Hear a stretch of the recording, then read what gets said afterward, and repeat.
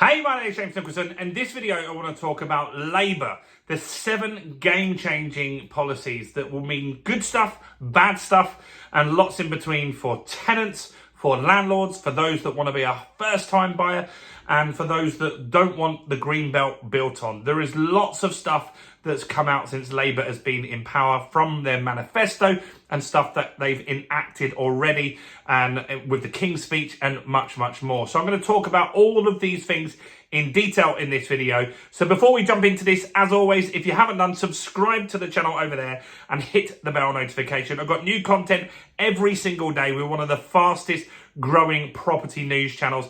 And while you're here, smash like, tickle like, hit that like button. That helps me with the YouTube algorithm and means you're a great person if you do it. So Labour is in power now, and it was inevitable that that was going to happen. So there's 2 real people that are involved in the property side of things, and that's Matthew Pennycook and Angela Rayner. And so those guys have got control over the new policies, over the new bills and acts that you'll see implemented over the next few weeks, months and years. So I want to go into those and have a look at what they've already started talking about and what can we expect, and then look at, is it good, is it bad, and what does it mean for us as homeowners. So the first one, I've done a few videos on this already, and that's rental reform. And so they have a new act. It's called the Renters' Rights Bill. I've made a long video on that, so go and check out the channel and you can see that video and find out exactly what that's about. But in summary, there's a few things that they're promising. One is to get rid of no-fault evictions, Section 21 evictions. I don't think it will happen as quickly as you might think, but if it does happen fast, I think they'll replace it with something that's similar. I don't think it'll be as drastic as you might think. So Section 21 is a big talking point. That's got a lot of landlords worried. Next is rogue landlords. So their goal is to get rid of rogue landlords. 85% of tenancies are happy. They're satisfied with the quality of the accommodation they've got. And in amongst that, the 15% are somewhat happy, and there's 1 or 2% in there as well that are extremely unhappy, meaning they're just not getting things dealt with. And this is designed to get rid of those rogue landlords and just make it harder for them to operate. I don't have a massive problem with that. In fact, that will make my life easier.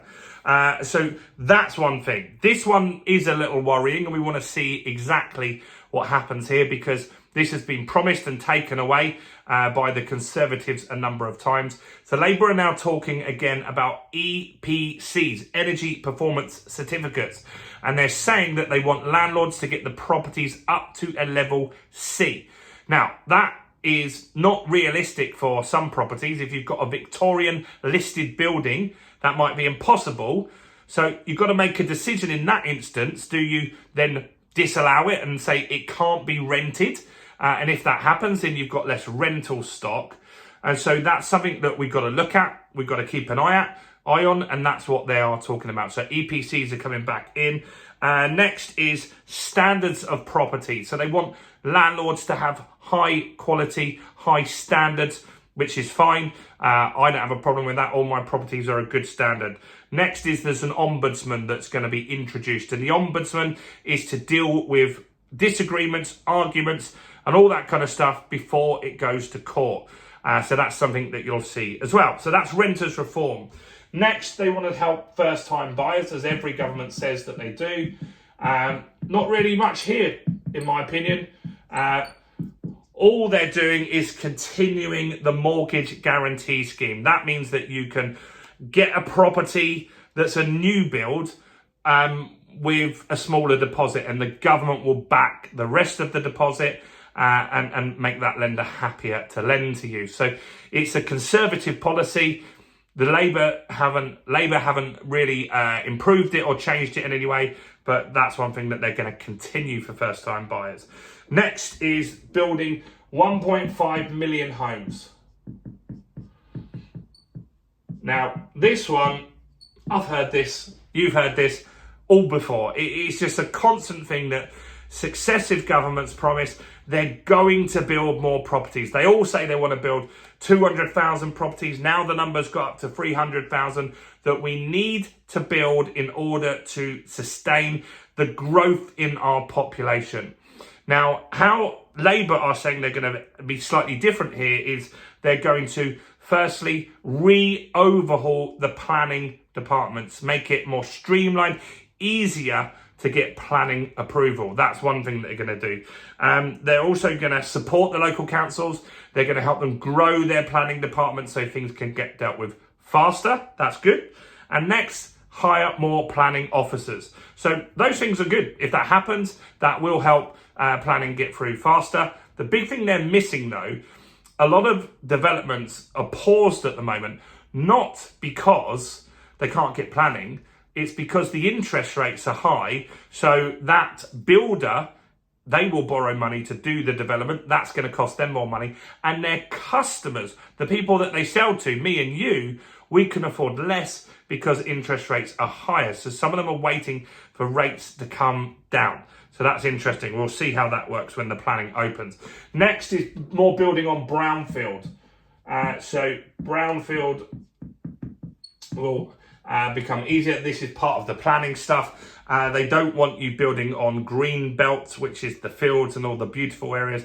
So they just want to make it easier to convert offices into flats and do all that kind of stuff. They've already got that kind of stuff anyway, but it just goes in with overhauling the planning and just getting things through faster, because there could be some cash-rich developers that just want to get projects done that couldn't before. So that's one thing that we're looking at here as well. So that's potentially good. What else have they got is, housing growth. So strategic planning for housing growth. They're looking to look at cross-boundary planning, empowering authorities to get projects moving where they want as well, and compulsory purchase schemes where they want to take over land and build bigger projects. Also, they all say this as well, and I hope they do this, they want to build more social housing and affordable properties. So that also, a lot of this just is planning, basically. They're going to make it easier, but when you build a development, there's going to be more obligations to build some social housing into those as well, have some affordable housing on each bigger project, and just support people and make sure they get lending if they want to build that kind of stuff.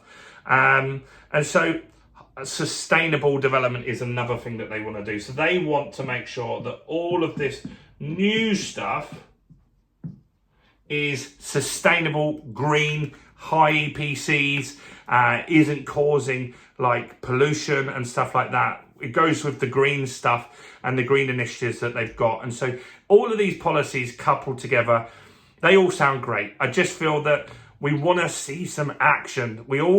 Every party that comes in, they've all said this for decades, they're all going to do this stuff. I think as a landlord, the renters reform doesn't worry me too much. I think the Section 21 does worry a lot of landlords, particularly you guys that watch the channel. I just feel that it'll either take a long time to do, or something new will come that won't be much dissimilar to what they've already got anyway. And then they'll be able to publicly proclaim that they got rid of Section 21. But I think a lot of this stuff, like first-time buyers, they could definitely be doing more for. Let's see. All of this stuff here is related to planning. Is planning going to be easier? Even if it is, are people going to start building? I think not until interest rates drop. I think they want to get money cheaper, and they want to make sure that the market's rising. They want to make sure there's certainty on prices before they build big projects. Anyway, Labour's in power. Is there any policies that they've got that I've missed? Do comment below. What do you think about it? Are you worried as a landlord? Are you happy as a tenant? Let me know in the comments below. Do smash like, do subscribe, check out all the other content on the channel, including this video right here.